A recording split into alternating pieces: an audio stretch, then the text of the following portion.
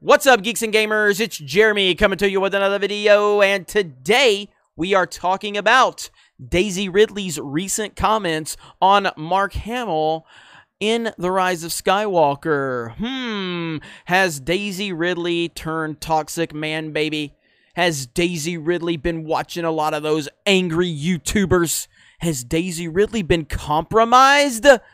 Or maybe she just has an opinion. I don't know. Mark Hamill felt like real Luke Skywalker in Star Wars 9, says Daisy Ridley. Daisy Ridley says Mark Hamill felt like the real Luke Skywalker in Star Wars The Rise of Skywalker. Luke's arc in the sequel trilogy was one of the most divisive elements of the new films. The optimistic and idealistic hero of the original trilogy had become a jaded cynic who went off into self-imposed isolation, believing the galaxy would be a better place without him or the Jedi involved in the fight. Some felt this creative choice was bold and daring, while others said it ruined the character in the franchise. Hamill had reservations about the way Luke was portrayed in The Last Jedi, though he later regretted making those thoughts public. Oh, he didn't regret it. He just was told by the mouse he better shut up because that was who was paying his, signing his paycheck. Come on, does anybody believe Mark really regrets that? Stop. Hamill returned to play Luke one last time in The Rise of Skywalker, appearing as a Force ghost. There's a notable shift in his attitude during the interaction with Rey when compared to The Last Jedi. The sequence plays as a role reversal for the two, with Luke talking Rey out of living in exile and encouraging her to embrace her destiny. Luke's changed outlook on life wasn't lost on those who were making the film, and Ridley felt that must have been good for Hamill. The making of the documentary included the Rise of Skywalker home media release, includes a segment on Hamill's return. In it, Ridley discusses how Luke is more reminiscent of the upbeat original trilogy protagonist in The Rise of Skywalker. Check out her interesting quote on the matter in the space below. It was probably nice for Mark to be more like the Luke of old, which I think JJ felt like he really wanted that. It was nice to feel, and even in the scene, to feel really comfortable that, like, Luke Skywalker is here. Considering Hamill's past thoughts on The Last Jedi, it's fascinating to hear Ridley talk about the Rise of Skywalker scene in this manner.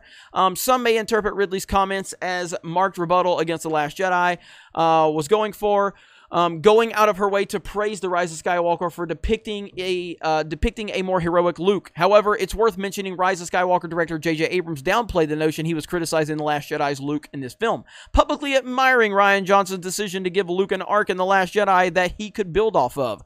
Additionally, in the same documentary segment, there's a soundbite from Hamill where he talks about the Star Wars theme of redemption and how it's important to know that even Jedi make mistakes and can bounce back from them. So it would appear Hamill is at peace with Luke's trajectory in the sequel trilogy now that he knows the full story. No, he's not. No, he's not.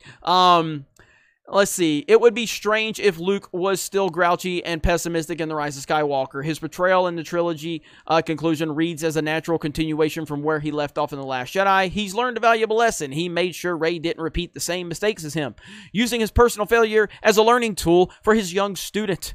There admittedly are some issues with the Luke scene in The Rise of Skywalker, namely the X-Wing plot hole that required explanation in the novelization, but Skywalker's point of view was not one of them. For all Star Wars fans, it was nice to see Luke from the old take the screen one final time.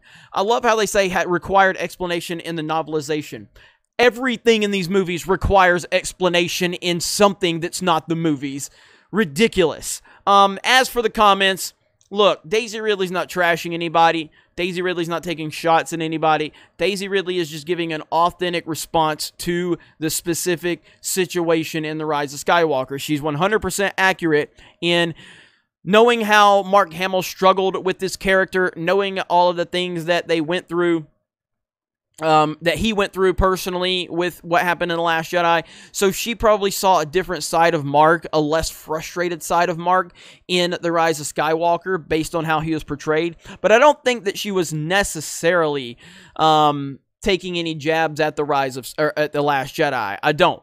I think that she was just speaking directly on that specific thing. Now, it's going to be twisted and turned in every which way to make it seem like she's taking shots at The Last Jedi, but I really don't think that's what she was doing. You can view it that way if you want, But once you read it in the full context, I don't necessarily think that's what she was doing. Now, again, that's just my opinion. Maybe she is.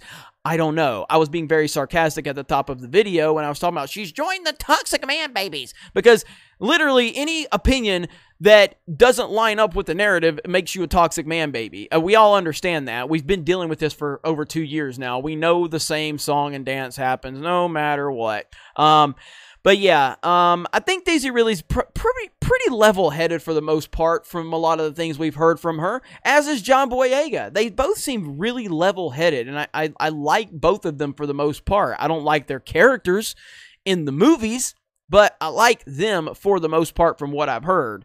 It would be great to have them on, one or both of them, to talk about their experiences with the sequel trilogy, talk about, you know, how, I mean, it's obviously had a profound impact on both of their careers, regardless of how they feel about the creative choices involved with, you know, the films. It's had a huge impact on their careers. Daisy Ridley was a nobody. John Boyega was in Attack of the Block, but he was still a relatively unknown actor, and now they're nowhere near A-list celebrities, but they're pretty big stars at this point, and they've found really good work post their Star Wars careers, it appears. So, you know, overall, I'm pretty sure that both of them, and you know, are very happy with the being part of this, even if they may have some creative issues with it. But it'll be interesting to see. What do you guys think? Let me know your comments let me know your thoughts in the comments below. Thank you very much for checking out this video. Solo lost money. Raylos are weird. And we will talk to you later.